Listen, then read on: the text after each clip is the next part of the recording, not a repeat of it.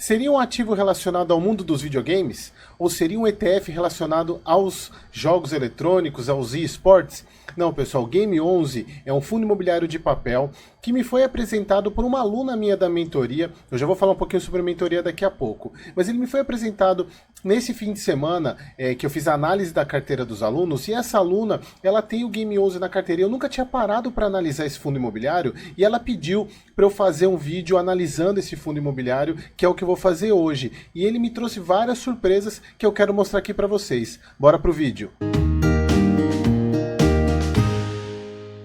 Antes de começar, eu quero te pedir aquele grande favor. Se inscreva aqui no canal, curta esse vídeo, compartilhe com seus amigos e amigas para que o YouTube entenda e distribua mais esse vídeo para as pessoas que inclusive não são inscritas aqui do canal. E assim vocês vão me ajudar bastante a crescer mais e mais esse canal aqui.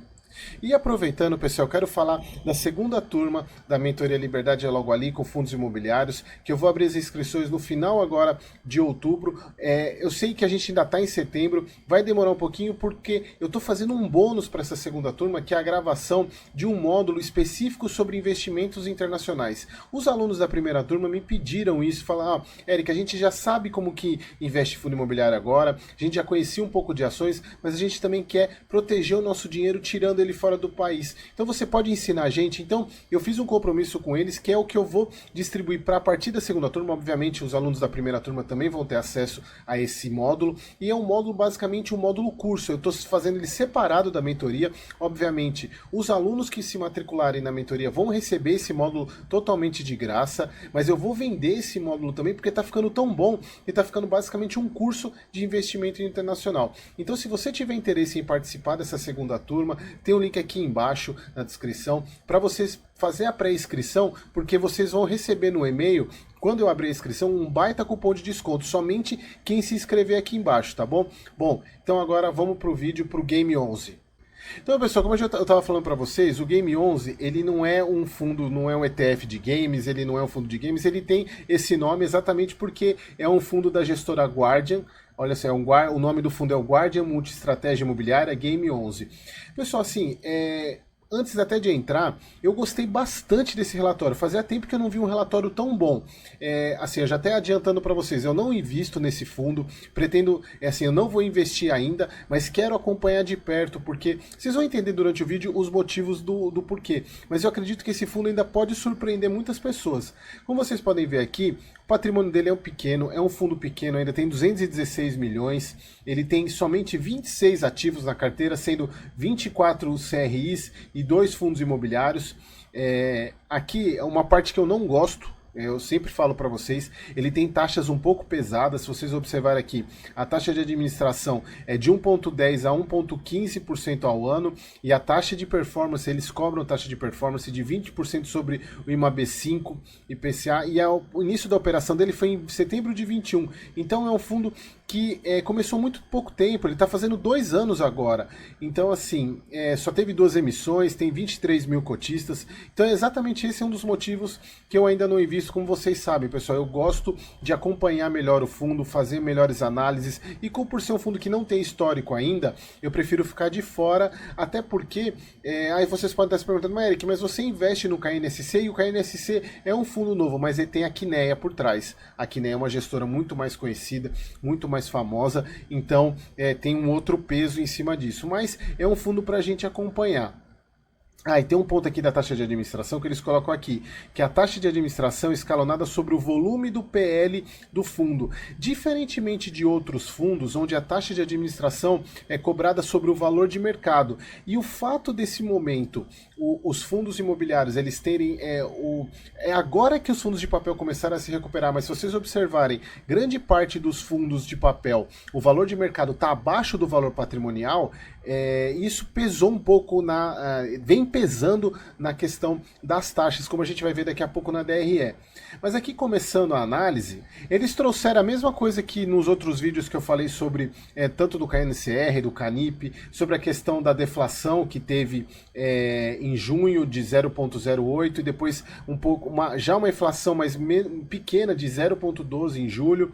Então aqui essa parte de contextualização do mercado, aqui basicamente muito parecido com os outros fundos, né? Não tem muito o que falar sobre isso. Aqui também a parte do comentário referente ao próprio gestor. Aqui a rentabilidade do Game 11, que eu acho que é muito bacana, dá para ver que ele está bem acima do CDI do IFIX, né? O IFIX oscilou bastante e ele veio bem redondinho, mas é muito recente, né, pessoal? Isso que eu sempre falo para vocês. Aqui, pessoal, a DRE que eu já queria chamar a atenção de vocês. Primeiro ponto. Eu peguei aqui a partir de dezembro de 2022 até agora, julho, que foi o último relatório. Como vocês podem ver, o rendimento dos CRIs vem muito parecido, né? 2 milhões, 2.3, 2.2, 2.8, 2.4, 2.8, 2.6, aí teve uma quedinha aqui em 1.9. Mas o que eu estou mostrando aqui? O fato que ele tem uma carteira, como vocês vão ver daqui a pouco, equilibrada entre CDI e IPCA. E isso acaba trazendo meio que uma padronização. E quando o IPCA cai, a parte do CDI segura. Então acaba. Aí teve alguns meses que você teve, por exemplo, março, que teve aquele período de inflação um pouco maior. Aí vem um rendimento melhor, exatamente por causa da parcela de IPCA. Então, olha só, se vocês pegarem, ele tem uma rentabilidade de IPCA mais 7, bem parecido, inclusive, com os fundos da Kinea, né? Mas esse fundo aqui, vocês vão ver que ele tem um pouco mais de risco, mas é um fundo interessante. E é interessante que eu acabei esquecendo de falar, o Game 11 é um fundo base 10, ele é negociado por volta de R$9, se eu não me engano, a cota, que é uma demonstrativo que os fundos estão começando, até o próprio CPTS fez isso, o Snag 11 também fez, trazendo para a base 10, esse aqui já começou assim, tá? Mas trazendo mais uma democratização e pegando investidores que não se preocupam muito se o fundo é bom ou não, investem por causa do preço da cota, como eu sempre falo para vocês, a questão do MXRF. Mas aqui que eu quero mostrar para vocês, pessoal, olha só as despesas. Se você pegar a relação da despesa com a receita, dá mais de 10%. Se você pegar aqui a despesa com a receita de julho de 2023, 214 para um pouco menos de 2 milhões. Vejam só, pessoal, é mais de 10%, que é o efeito daquela questão, primeiro, da taxa de administração ser referenciada ao PL e não ao mercado, e a questão daquela taxa de performance, embora, ao que dá a entender, o fundo não está performando tão bem a ponto de ter a taxa, mas a questão tem uma taxa muito grande e isso acaba penalizando o fundo, se vocês observarem. Poderia ter um resultado melhor e quem sabe, né, isso vai melhorar com o tempo, o fundo entenda que talvez não precise cobrar uma taxa tão alta, como é um fundo novo, tá meio fora do radar, né? Então é capaz de isso melhorar, mas ainda pesa bastante. Se vocês observarem, eles mantêm, é muito bacana isso, eu gostei dessa questão do Game 11. Eles mantêm um guidance de distribuição bem de 0.1, vem mantendo isso. Teve alguns meses que eles precisaram usar resultado, né, usar lucro acumulado, como vocês podem ver aqui. Aqui tem até uma questão graficamente mostrando, né, que eles mantêm o pagamento, mas eles alguns meses eles precisam usar, outros meses eles conseguem reservar a caixa, e eles têm até uma reserva legal aqui, se vocês observarem, eles estão com uma reserva de 341 mil aqui ainda, que é bacana se a gente for comparar, eles conseguem manter, né, eles tiveram uma queda aqui, precisaram usar a reserva, eles vêm mostrando aqui embaixo a parte acumulada das cotas, né?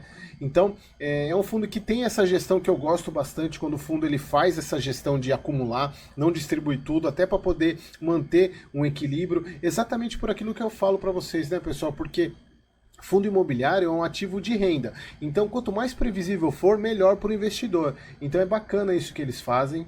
Aqui, pessoal, eles têm uma coisa que eu gostei bastante, eu já vou explicar para vocês lá para baixo, que eles criaram uma estratégia de alocação com base em nessa estratégia beta, alfa, core e tático, principalmente beta e alfa, que eles separam os ativos que eles vão investir com base no risco, e aí eles colocam que eles têm 88% nessa estratégia beta, que é a mais conservadora, e 12% nessa estratégia alfa, que ela é um pouco mais agressiva. Então o fundo ele é bem bacana, eu gostei disso porque ele não é um fundo padrãozinho, ele é um fundo que consegue colocar umas pimentas na carteira que trazem um melhor retorno para o cotista. Então é bem bacana, eu gostei bastante disso, mas eu já vou explicar daqui a pouco o que é essa estratégia.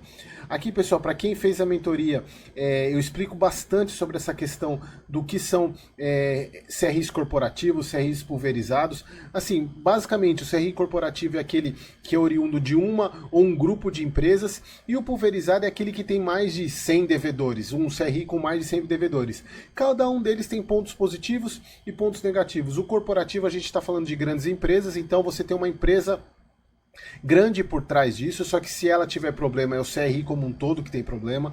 Aqui o pulverizado, você tem diversos devedores, e você tem diversos devedores em diversas situações financeiras, e aí você tem uma diluição do risco, porém você traz um risco maior porque você pode ter vários devedores com situação ruim que pode impactar no fundo, como a gente viu inclusive CRIs pulverizados do DEVA, do HCTR tendo problemas.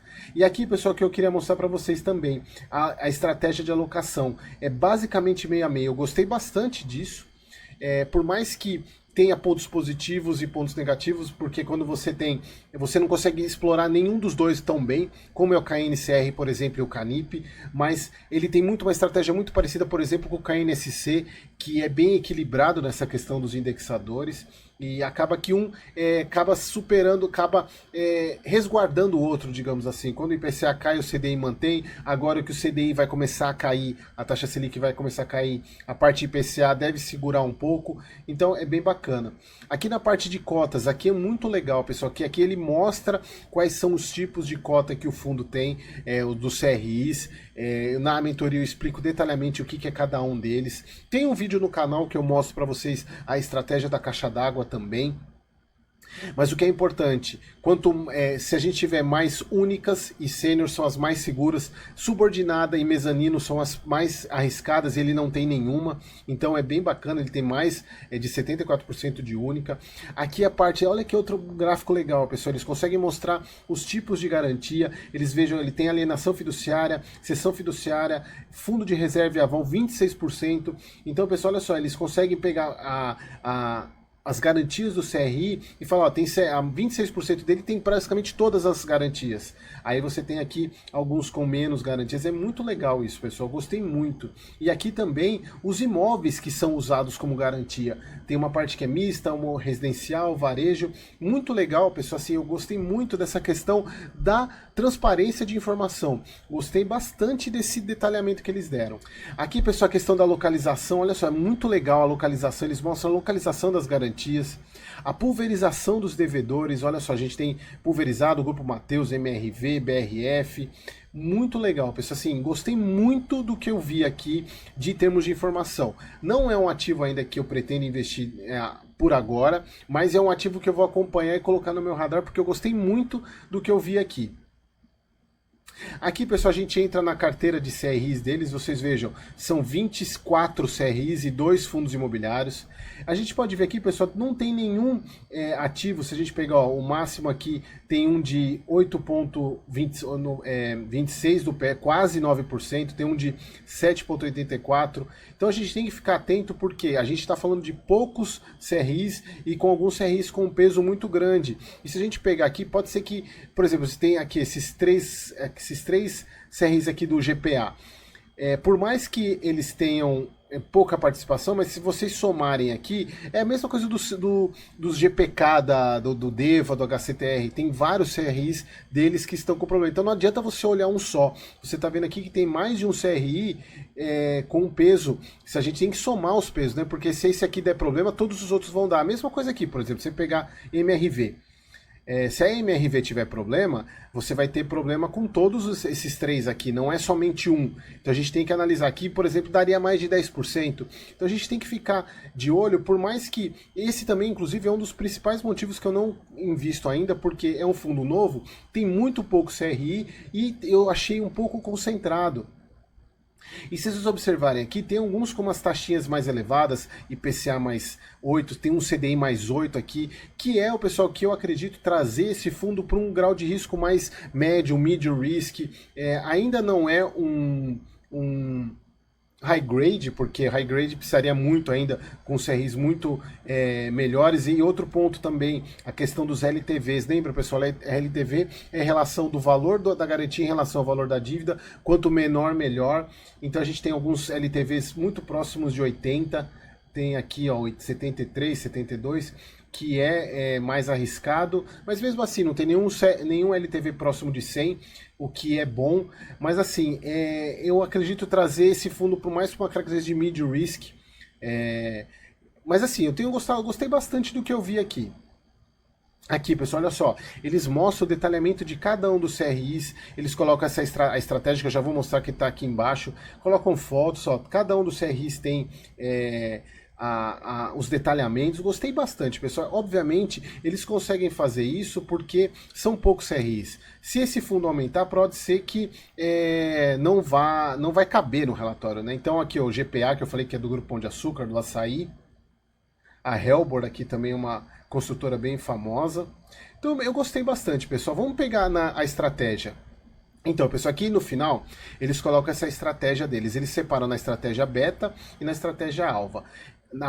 E na estratégia beta, eles colocam que é de 60% a 90% dos ativos, ou seja, no mínimo 60% e no máximo 90%, e na alfa 10% a 40%. Se vocês observarem aqui, a parte de segurança na questão do perfil dos CRIs, aqui na questão da beta, só pode ser sênior ou única. Aqui eles já assumem que podem ter subordinada, por mais que não tenha. Tá? Mas aqui eles só podem ter sênior e única. E aqui, pessoal, olha só, eles podem pegar fundo imobiliário, que aqui na questão da beta, somente fundo que é listado. Aqui na alfa podem ser fundos que não sejam listados em bolsa, que traz um pouco menos de segurança. Mas aqui, olha, pessoal, aqui ele tem, ó, esse aqui, cota de SPE imobiliária, traz um risco maior.